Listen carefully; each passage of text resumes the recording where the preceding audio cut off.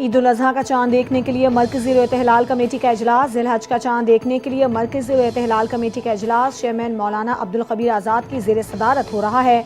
Zonal رویت ہلال کمیٹیاں بھی عید الاضحیٰ کے چاند کی رویت کے لیے اپنے اپنے متعلقہ صدر دفاتر میں اجلاس کر رہی ہیں۔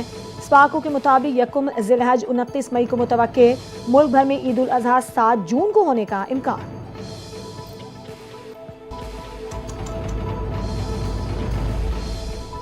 فیلڈ مارشل سید عاصم منیر کا general staff headquarters Tehran کا دورہ۔ ISPR کے مطابق فیلڈ مارشل نے ایرانی مسلح افواج کے chief of general staff major general Mohammad Bagheri سے ملاقات کی۔ فیلڈ مارشل سید عاصم منیر کی آمد پر پرتپاک استقبال کیا گیا۔ ملاقات میں دو طرفہ دفاعی تعلقات کی مضبوطی اور علاقائی سلامتی پر تبادلہ خیال کیا گیا۔ فیلڈ مارشل کو ایرانی مسلح افواج کے چاق و چوبند دستے نے گارڈ آف آنر بھی پیش کیا۔ آپریشن سندور میں بھارتی جارحیت بے نقاب۔ ISPR نے بروقت اور ذمہ داری سے ناقابل تردید شواہد پیش کر کے دنیا کے سامنے حقیقت عیاں کر دی۔ ذرائع کے مطابق بھارتی میڈیا نے نام نہاد آپریشن سندور کے دوران مودی کے جھوٹ پر مبنی خبریں اور گمراہ کن مواد پھیلایا۔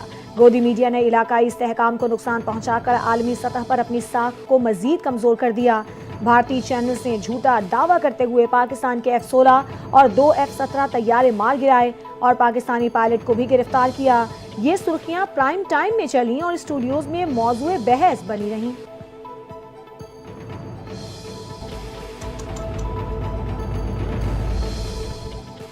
سینئر سیاستدان اور ماہر قانون لطیف کھوسہ نے پیپلز پارٹی کی قیادت پر بجلی گرا دی۔ NTN نیوز کے پروگرام عکس برعکس ود شائستہ شہزاد میں گفتگو کرتے ہوئے کہا، بلاول بھٹو زرداری کبھی وزیر اعظم نہیں بن سکتے۔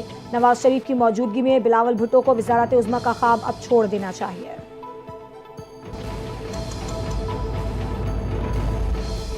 وزیر اعظم شہباز شریف ایران کا 2 روزہ دورہ مکمل کر کے آذربائیجان پہنچ گئے۔ لاچین ایئرپورٹ پر آذربائیجان کے وزیر خارجہ اور پاکستانی سفیروں کے وفد نے استقبال کیا۔ وزیر اعظم آذربائیجان کے صدر الہام علیوف سے ملاقات کریں گے۔ دو طرفہ تعلقات، معاشی تعاون اور علاقائی امور پر تبادلہ خیال کیا جائے گا۔ پاک بھارت جنگ میں پاکستان کی حمایت پر صدر علیوف کا خصوصی شکریہ ادا کیا جائے گا۔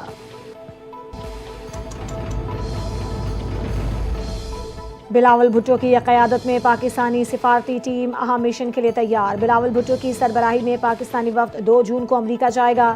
وفد کی نیو یارک میں اہم ملاقاتیں بھی شیڈول۔ پاکستانی وفد اقوام متحدہ کے سیکریٹری جنرل سے ملاقات کرے گا۔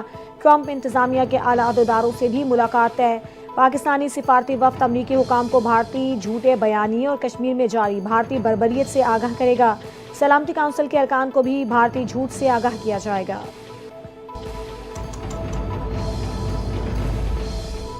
ملک کے مختلف حصوں میں شدید موسمی صورتحال نے نظام زندگی درہم برہم کر دیا۔ اسلام آباد، راولپنڈی، خیبر پختونخوا اور پنجاب کے کئی شہروں میں تیز ہواؤں کے ساتھ موسلا دھار بارش۔ درخت جڑوں سے اکھڑ گئے، بجلی کی فراہمی معطل ہو گئی۔ کئی علاقوں میں دیواریں اور چھتیں گرنے کے واقعات پیش آئے۔ وفاقی دارالحکومت اسلام آباد میں اچانک موسم کی تبدیلی کے بعد کالی گھٹاؤں اور ٹھنڈی ہواؤں کے ساتھ شدید بارش ہوئی، جس سے متعدد بل بورڈز گر گئے۔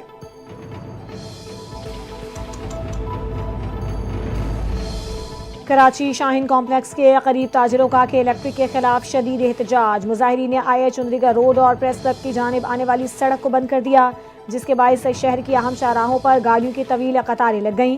مظاہرین کا کہنا تھا کہ شدید لوڈ شیڈنگ کے باعث کاروباری سرگرمیاں مفلوج ہو کر رہ گئی ہیں۔ احتجاج میں شریک افراد نے قومی پرچم اٹھا رکھے تھے اور مطالبہ کیا بجلی کی بلا تعطل فراہمی کو یقینی بنایا جائے۔ ترجمان کی الیکٹرک کے مطابق لوڈ شیڈنگ کا دورانیہ علاقے میں بجلی چوری اور نقصانات کی شرح پر منحصر ہوتا ہے۔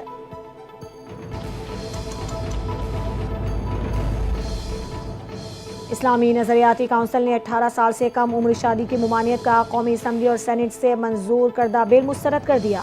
چیئرمین ڈاکٹر راغب حسین نعیمی کی صدارت میں اسلامی نظریاتی کونسل کا اجلاس ہوا۔ اسلامی نظریاتی کونسل 18 سال کی عمر کی حد پر مطمئن نہ ہو پائی۔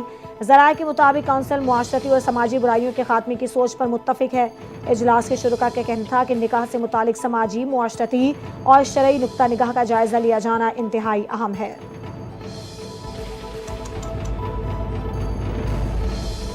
نیب نے بحریہ ٹاؤن کی جائیدادیں نیلام کرنے کا فیصلہ کر لیا۔ اشتہار جاری۔ بحریہ ٹاؤن کے بانی اور چیئرمین ملک ریاض کی 6 جائیدادیں نیلام کی جائیں گی۔ نیب کا کہنا ہے کہ یہ جائیدادیں پلی بارگیننگ کی ڈیفالٹ شدہ رقم کی وصولی کے لیے نیلام کی جائیں گی۔ بحریہ ٹاؤن کی جائیدادیں 12 جون کو نیب راولپنڈی آفس میں نیلام کی جائیں گی۔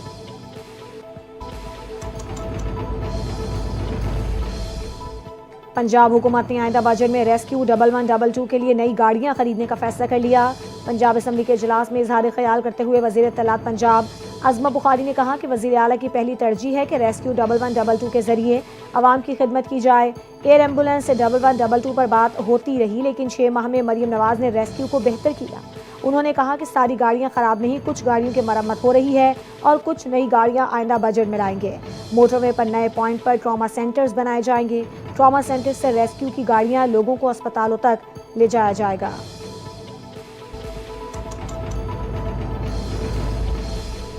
آئی سی سی نے ویمنز T20 پلیئرز رینکنگ جاری کر دی۔ پاکستان کی سعدیہ اقبال نے انگلینڈ کی صوفی ایلکسٹن سے بولرز میں نمبر 1 پوزیشن چھین لی۔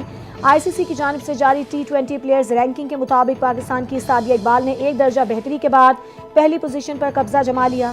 بھارت کے دیپتی شرما کا دوسرا اور آسٹریلیا کی اینابیل سدرلینڈ کا تیسرا نمبر ہے۔ ویمنز T20 بیٹنگ کے ٹاپ 10 میں کوئی پاکستانی بیٹر شامل نہیں۔ آل راؤنڈرز میں ہیلی میتھیوز کی پہلی، پاکستان کے ندا ڈار کی 7ویں پوزیشن ہے۔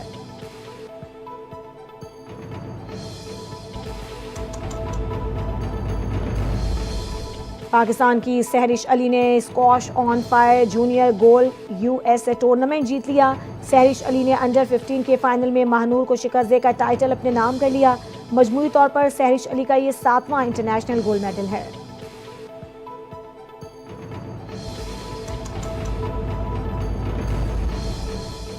اور پاک بنگلہ دیش T20 سیریز کی چمچماتی ٹرافی کی رونمائی آج ہوگی۔ ٹرافی کی رونمائی کے بعد دونوں ٹیموں کے کپتان پریس کانفرنس کریں گے۔ پاکستان اور بنگلہ دیش کے درمیان کل T20 سیریز کا پہلا میچ کھیلا جائے گا۔ میچ مقامی وقت کے مطابق رات 8 بجے شروع ہوگا۔ بنگلہ دیش کی ٹیم دورہ پاکستان میں 3 T20 بین الاقوامی میچز کی سیریز کھیلے گی۔